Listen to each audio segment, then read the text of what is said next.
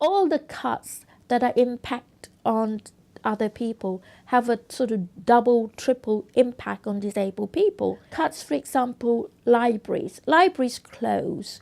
You know, if you're poor, if you're a disabled person, the one place maybe you can go to is the library. That gets closed. This week we have a whole series of protests against ATO's Origin, which have just been given extended contract of 300 million from the DWP for assessing disabled people and their benefits. There's a lot of outrage, fear and anger about all these assessments, and the fact that ATOS has been given 300 million to basically get disabled people off benefits. Chris Grayling has said that if you're really sick, or if you're really disabled, you have nothing to fear from that. Well, how can you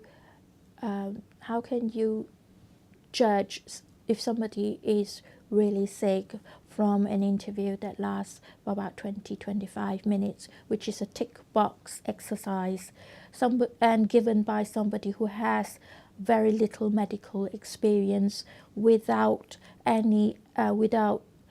considering any of your medical notes. The tests have created a climate of fear where disabled people are fearful of leading an ordinary life as much as they can lead an ordinary life, because it could be taken against them if they are seen to be participating in anything.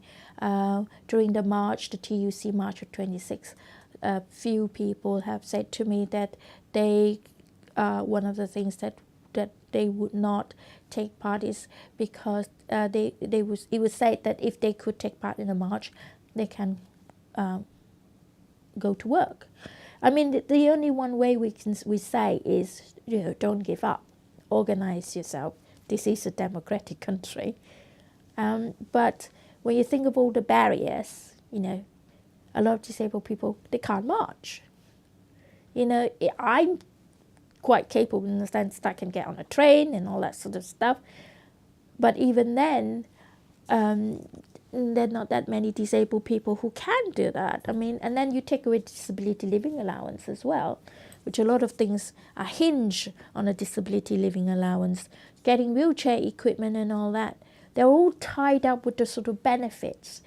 And it's not just taking the benefit away, it's taking everything that is related to that.